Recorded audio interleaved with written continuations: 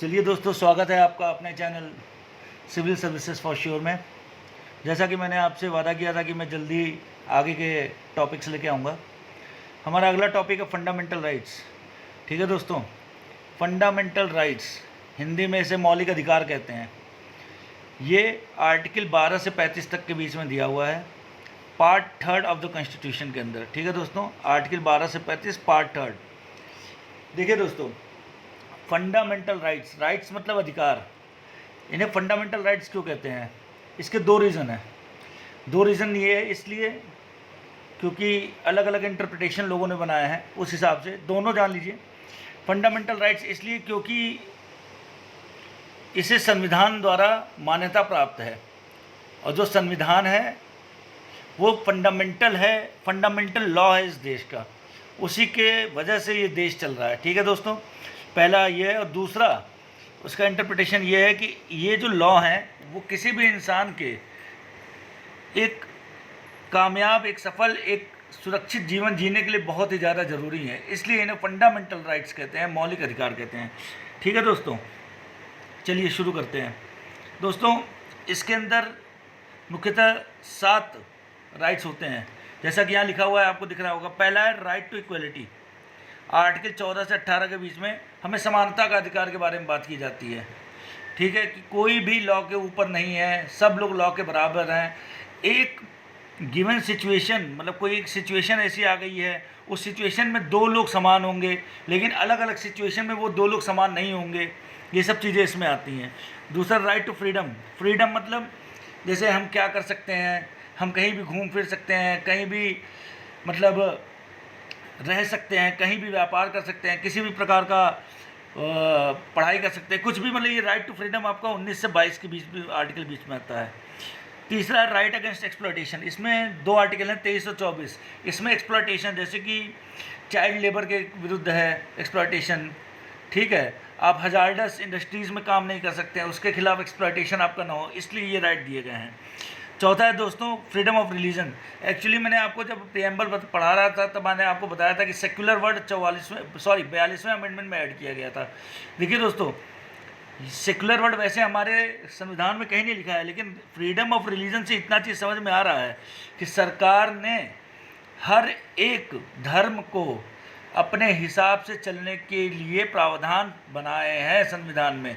इसलिए हमारा देश सेक्युलर नेचर का ही है। यहाँ हिंदू, मुस्लिम, सिख, ईसाई सब लोग अपने धर्म को एक साथ चला सकते हैं, इसलिए सेक्युलर हैं। लेकिन 42वें अमेंडमेंट में सरकार नहीं मानी, उसने सेक्युलर वर्ड प्रीएम्बल में ही ऐड कर दिया। कोई बात नहीं, वो तो दूसरे टॉपिक है। ठीक है, पांचवा आपका है कल्चरल एंड एजुकेशनल राइट। क्या होता है, बहुत ये वो आप जानते हैं ना कि डाइवर्सिटी हमारे देश की बहुत ज़्यादा है। अनेक भाषाएं हैं, अनेक तरीके के लोग रहते हैं, अनेक रेसेस हैं, सब कुछ है। तो अलग अलग कल्चर है, अलग अलग एजुकेशनल चीज़ें हैं। तो आर्टिकल 29 और 30 में सबको अपना कल्चर और अपना जो एजुकेशन जिस तरह वो ग्रहण करते हैं उसको प्रिजर्व करने का राइट दिया हुआ है, ये कल्चर एंड एजुकेशनल राइट में। छठा है राइट टू प्रॉपर्टी। दोस्तों, ये राइट टू प्रॉपर्टी आर्टिकल 31 में था। ठीक है दोस्तों, था।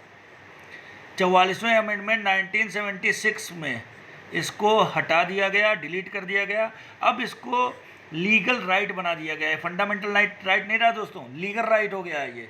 ठीक है, फंडामेंटल नहीं है, ये लीगल है। अब इसको आर्टिकल 300A में डाल दिया गया है दोस्तों। चलिए, 7वां है right to remedies. Right to remedies यानी राइट टू कॉन्स्टिट्यूशनल रेमिडीज़। अगर आप फंडामेंटल राइट्स का उल्लंघन होता है आपके, तो आप इस आर्टिकल की तरह, आर्टिकल 32 की तरह डायरेक्ट सुप्रीम कोर्ट में जा सकते हैं दोस्तों।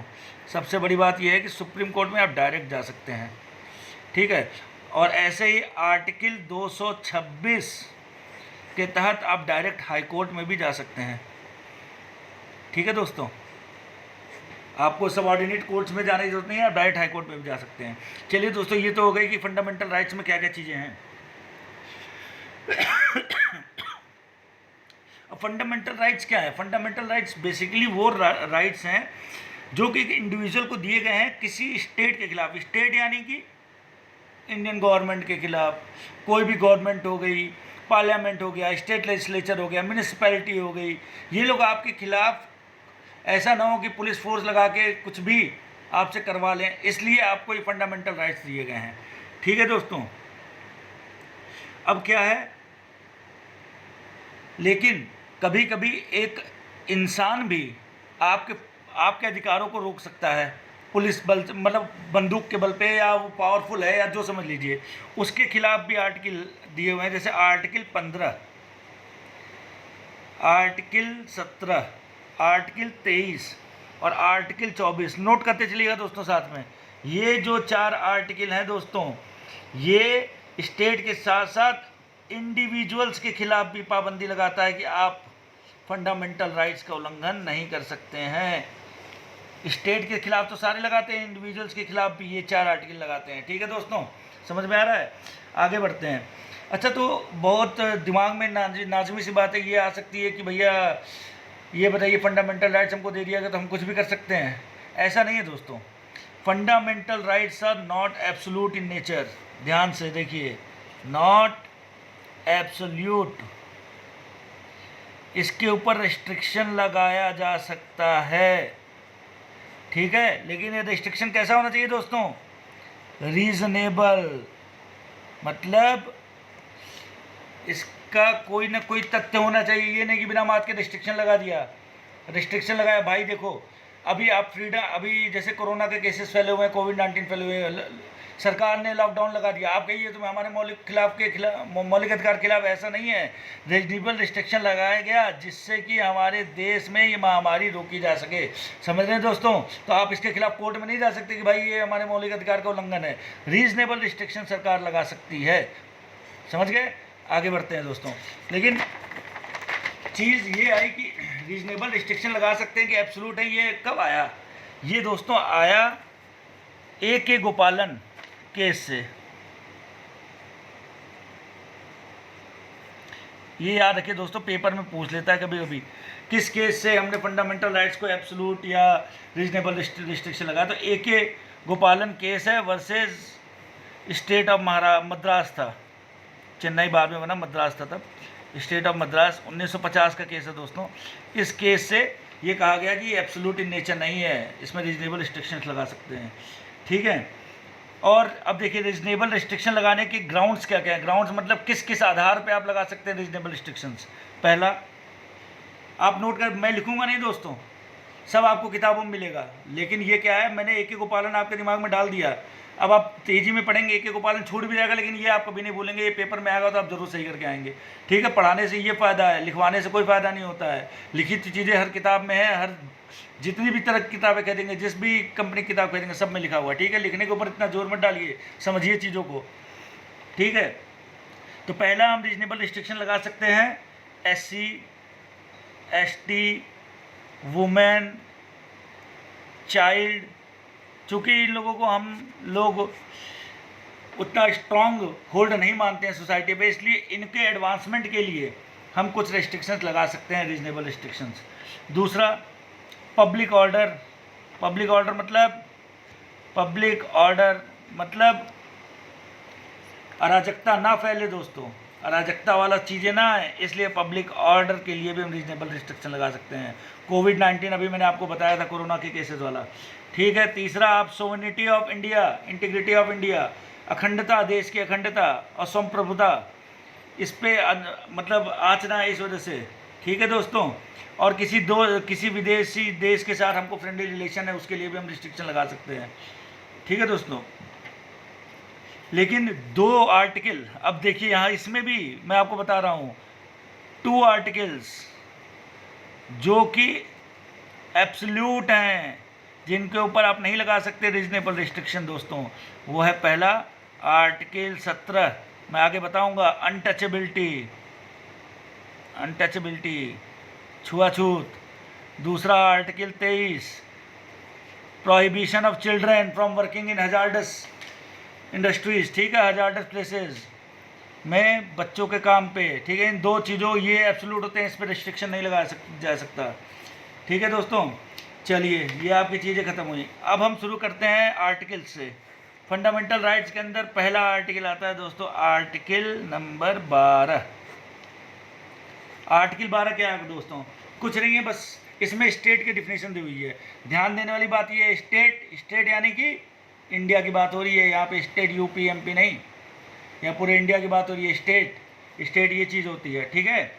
और इसमें जो स्टेट की डिफिनेशन दी हुई है आर्टिकल 12 में, वो सिर्फ फंडामेंटल राइट्स पे ही लागू होंगी, यानी पार्ट 3 ऑफ द कॉन्स्टिट्यूशन जो है उसी के लिए ये स्टेट की डिफिनेशन दी हुई है। तो स्टेट की डिफिनेशन क्या दी हुई है? गवर्नमेंट, आपको मैंने पहले बता दिया, समझ में आ गया होगा। गवर्नमेंट, पार्लियामेंट, ठीक है, state government, legislature, municipality, panchayati raj, local authorities, district boards, cantonment boards, ये सारी चीज़ें हैं दोस्तों, ठीक है, ये सब चीज़ें हैं। और कुछ LIC वाले भी हैं, ठीक है, तो आप उनके ऊपर भी समझ लीजिए एक तरह से वो भी आते हैं, क्योंकि स्टेट का उन पर दबदबा होता है, पैसे लगे होते हैं स्टेट के, ठीक है दोस्तों। ये था आर्टिकल 12। आर्टिकल 13 देखिए दोस्तों, आर्टिकल 13 जल्दी जल्दी ख़त्म करते हैं, कुछ नहीं है इसमें, समझने वाली बात है जो आपको मैं बता रहा हूँ, ध्यान से सुनते हैं। इसमें लॉ की डेफिनेशन दी गई है। लॉ किसे कहेंगे? देखिए ये बहुत ही महत्वपूर्ण आर्टिकल है, ध्यान से सुनिएगा। इसमें क्या कहा गया है? 13 के फर्स्ट पार्ट में कहा गया है कि संविधान लागू करने से पहले जितने भी लॉ बने थे, अगर वो हमारे फंडामेंटल राइट्स के खिलाफ हैं तो वो नल एंड वाइड हो जाएंगे, मतलब उनको ख़त्म कर दिया जाएगा, ठीक है। 13(2) क्या कहता है दोस्तों? 13(2) करता है कि पार्लियामेंट, अभी पार्लियामेंट लॉ बनाती है ना, पार्लियामेंट अगर कोई ऐसा लॉ बनाती है जो कि हमारे फंडामेंटल राइट्स के खिलाफ जाता है तो उसे भी नल एंड वॉइड कर दिया जाएगा, ठीक है दोस्तों। 13 का 3 क्या कहता है? 13 का 3 कुछ नहीं कहता है, कहता है जैसे कोई रूल है, रेगुलेशन है, ठीक है, या पार्लियामेंट ने कोई एक्ट बनाया है, समझ रहे हैं, या तो आप समझिए जैसे कोई कन्वेंशन चलाया है कि भैया ये फलानी जाति के लोग इस मंदिर नहीं जाएंगे, फलानी जाति के लोग वहाँ हैंडपम्प से पानी नहीं पिएंगे, पानी नहीं भर सकते, इस रोड पर नहीं चल सकते, वो कन्वेंशन होता है, कोई रूल रेगुलेशन नहीं होता है। ये सारी चीज़ें एक तरीके से लॉ के अंदर ही मानी जाएंगी, ठीक है। ये 13(3) में है। और एक चीज़ और, सबसे महत्वपूर्ण चीज़, जुडिशियल रिव्यू, ये एक अमेरिका से लिया हुआ वर्ड है, जुडिशियल रिव्यू, बहुत इंपॉर्टेंट है, ध्यान से सुनिए। जुडिशियल रिव्यू मतलब कोई भी लॉ बना दीजिए, ठीक है, लेकिन अगर कोर्ट चाहे तो उसकी समीक्षा कर सकता है, रिव्यू यानी समीक्षा कर सकता है, उसको फिर से देख सकता है कि कहीं वो हमारे फंडामेंटल राइट्स के खिलाफ तो नहीं जा रहा, ठीक है। केशवानंद भारती केस मैंने बताया था, केशवानंद भारती केस 1973, इस केस में क्या हुआ था? इसी चीज़ पे लड़ाई हुई थी, तो इसी में बोला गया था कि कोई भी लॉ जो बेसिक स्ट्रक्चर के, हमारे बेसिक स्ट्रक्चर ऑफ संविधान कॉन्स्टिट्यूशन के खिलाफ है, वो नल एंड वॉइड कर दिया जाएगा, समझ रहे हैं। तो जुडिशियल रिव्यू यही चीज़ होती है दोस्तों। ये आर्टिकल 13 से ही अपना जो, जैसे इसको पावर कहाँ से मिलती है, जज उसको, सुप्रीम कोर्ट को कोई लॉ को रोक सके, वो आर्टिकल 13 से ही होती है, समझ रहे हैं दोस्तों। तो आर्टिकल 13 बहुत महत्वपूर्ण है। जुडिशियल रिव्यू आया तो आर्टिकल 13, ठीक है। और बेसिक स्ट्रक्चर क्या है? हमारा फंडामेंटल राइट, हमारा बेसिक स्ट्रक्चर है, उसके बिना काम नहीं चल पाएगा। किसी इंसान की लिबर्टी ले लीजिए, सरकार चाहे तो कभी भी मुर्गा बना दे रोड पे खड़ा करके, ऐसे थोड़ी होता है ना। तो बेसिक स्ट्रक्चर, फंडामेंटल राइट हमारा बेसिक स्ट्रक्चर है, ठीक है दोस्तों। अब आता है आर्टिकल 14, आर्टिकल 14, ये कहता है कि कोई भी स्टेट है, यानी जो हमारी सरकार या पार्लियामेंट है, किसी भी इंसान को डिनाई नहीं कर सकती है कोई भी इक्वलिटी, समझ रहे हैं। जैसे कोई लॉ बना, उसके सामने सब लोग इक्वल हैं, हर इंसान इक्वल है, ठीक है। और जो लॉ है वो सबको इक्वल प्रोटेक्शन देगा। देखिए 2 वर्ड हैं दोस्तों, इसमें 14 में 2 वर्ड आए हैं, इक्वलिटी बिफोर लॉ, ये आया है, और दूसरा आया है दोस्तों इक्वल प्रोटेक्शन ऑफ लॉ। देखिए बहुत ही संक्षिप्त में बताऊंगा, समझिएगा। ये जो पहला वाला है ना दोस्तों, फर्स्ट वाला, ये ब्रिटेन से लिया गया, ब्रिटिश। और ये जो दूसरा वाला ना, इक्वल प्रोटेक्शन ऑफ लॉ, ये अमेरिका से लिया गया है। दोनों में अंतर बस थोड़ा सा है, ये निगेटिव कॉन्सेप्ट है, ये मना करता है, ये पॉजिटिव कॉन्सेप्ट है, ये पूछ लिया जाता है। समझ रहे हैं? ये निगेटिव कॉन्सेप्ट है, ये कहता है इक्वलिटी बिफोर लॉ। कोई मतलब ये मना करता है, कोई भी इसके ना लॉ से ना ऊपर होता है ना नीचे होता है, सब लोग लॉ के सामने छोटे होते हैं। लेकिन इक्वल प्रोटेक्शन ऑफ लॉ क्या कहता है? वही जो मैंने आपको शुरुआत में भी बताया था कि मान लीजिए अलग अलग सिचुएशंस है, अलग अलग जगह हैं, वहाँ पे दो आदमी फंसा हुआ है, तो ऐसा नहीं है कि आप उस आदमी को किसी दूसरी जगह के आदमी से मिला देंगे, नहीं, सेम सिचुएशन में दो आदमी बराबर होंगे, वो कहता है इक्वल प्रोटेक्शन ऑफ लॉ। ये पॉजिटिव कॉन्सेप्ट है, ये नेगेटिव कॉन्सेप्ट है, दिमाग में डाल लीजिएगा। ठीक है दोस्तों, अब आता है आपका आर्टिकल 15। आर्टिकल 15 पिक्चर नहीं है ये, आयुष्मान खुराना वाली, वैसे ही पिक्चर बनी थी इसी पे, समझ रहे हैं दोस्तों। आर्टिकल 15 क्या कहता है दोस्तों कि आप रिलीजन पर देखते रहिए, ये सब शब्द बहुत ज़रूरी हैं। रिलीजन, रेस, कास्ट, सेक्स और प्लेस ऑफ बर्थ। ठीक है, रिलीजन, रेस, कास्ट, सेक्स और प्लेस ऑफ बर्थ, ये 5 चीज़ें हैं। इन 5 चीज़ों पे आप किसी को डिस्क्रिमिनेट नहीं कर सकते, उनके साथ भेदभाव नहीं कर सकते। क्या क्या चीज़ें हैं? रिलीजन, हिंदू मुसलमान के नाम पे आप भेदभाव नहीं कर सकते। रेस, गोरा काला, साउथ इंडियन है, नॉर्थ इंडियन है, इस पर आप भेदभाव नहीं। कास्ट, क्षत्रिय ब्राह्मण शूद्र वैश्य, इस पर आप नहीं कर सकते। सेक्स, औरत है ये मर्द है, या ये ट्रांसजेंडर है, इस पर आप नहीं कर सकते। प्लेस ऑफ बर्थ, ये नहीं कर सकते कि ये नॉर्थ ईस्टर्न है यार, इसको ये वाला तो नहीं करने देंगे। लेकिन इसके लिए भी रीजनेबल रिस्ट्रिक्शन लगाए हैं सरकार ने। ठीक है, रीजनेबल रिस्ट्रिक्शंस क्या लगवाए हैं? अब वुमेन को बढ़ावा दिया जाएगा, वही जो मैंने आपको बताया था पहले, SC ST को बढ़ावा दिया जाएगा। ठीक है, यही सब चीज़ें हैं। आर्टिकल 16 आ गया। आर्टिकल 16 में क्या है कि आप यहाँ डिस्क्रिमिनेट नहीं कर सकते, यहाँ पे इक्वल अपॉर्चुनिटी मिलेगी इन सभी लोगों को। भारत में जितने लोग हैं सबको पब्लिक एम्प्लॉयमेंट में या प्राइवेट एम्प्लॉयमेंट में इक्वल अपॉर्चुनिटी मिलेगी। ठीक है, और आप उनको इसलिए सिर्फ इक्वल अपॉर्चुनिटी नहीं देंगे कि वो मतलब रिलीजन, यही religion, race, caste, sex, place of birth और डिसेंट ऐड हो जाता है। आर्टिकल 16 में एक वर्ड हो जाता है डिसेंट। डिसेंट मतलब किस, कहाँ से आया, किस मूल का है, मतलब उस पर। ठीक है, इस बेसिस पे अगर आप एम्प्लॉयमेंट नहीं देंगे तो वो उनके खिलाफ गलत है, आपको एम्प्लॉयमेंट देना ही पड़ेगा। Equal opportunities of in matter of public employment. ठीक है भाई दोस्तों, ये इसमें 5 चीज़ें, इसमें एक डिसेंट ऐड हो जाता है, 6 चीज़ें हो जाती हैं। इसका भी वही है। एक्सेप्शन क्या क्या है? एक्सेप्शन समझ रहे हैं ना, वही रीजनेबल रिस्ट्रिक्शन क्या क्या है? SC ST, women, weaker sections of the society, creamy layer वाला जो है आपका, OBC वाला, मंडल कमीशन। चलिए उसके बारे में बात बताऊंगा, मंडल कमीशन भी आपका। ठीक है दोस्तों, ये है। अब आ गया आपका आर्टिकल 17। देखिए बहुत जल्दी जल्दी खत्म इसलिए करना पड़ता है, बहुत बड़ा है और ये वीडियो भी काफ़ी लंबा बन रहा है। अभी ये पहला पार्ट है, और भी पार्ट आएंगे इसके। Article 17 untouchability. दोस्तों इसको तो एकदम रट जाइए, बहुत ईजी है, इसमें कुछ है ही नहीं, इसके लिए आप किताबें मत उठाएगा। अनटचेबिलिटी क्या है? छुआछूत। आप मतलब अनटचेबिलिटी का उपयोग नहीं कर सकते आज के ज़माने में, संविधान हमको रोकता है। ठीक है, जैसे कास्टिज्म के बेस में अनटचेबिलिटी चलता था, या किसी को डिजीज़ है, उससे अनटचेबिलिटी ना कोई चीज़ नहीं होनी चाहिए। ठीक है दोस्तों, ये आर्टिकल 17 कहता है। आर्टिकल 18 कहता है abolition of title. Abolition of titles. Abolition of titles क्या हुआ? एबॉलिशन ऑफ टाइटल मतलब दोस्तों ये हुआ कि जैसे पहले नहीं लगता था राय बहादुर, चौधरी, समझ रहे हैं, पहले टाइटल्स लगती थी ना, राजा, ये फलाने, ये सब टाइटल सरकार ने ख़त्म कर दिए। हाँ, पद्म विभूषण, मतलब पद्मश्री, भारत रत्न, ये सब टाइटल्स सरकार कन्फर करती है, देती है, लेकिन आप इसको टाइटल लगा घूम नहीं सकते हैं। ये मत सोचिएगा टाइटल लगा देंगे। अकेडमिक लगा सकते हैं, डॉक्टर जैसे लगता है वो अकेडमिक होता है, उसको लगाया जा सकता है। ठीक है दोस्तों, ये सब चीज़ें हैं, आप समझ गए। एकेडमिक और एक चीज़ और मिलिट्री वाला लगा सकते हैं, जैसे कमांडर या फ्लाइट लेफ्टिनेंट, ये सब चीज़ें जो होती हैं ये भी लगा सकते हैं।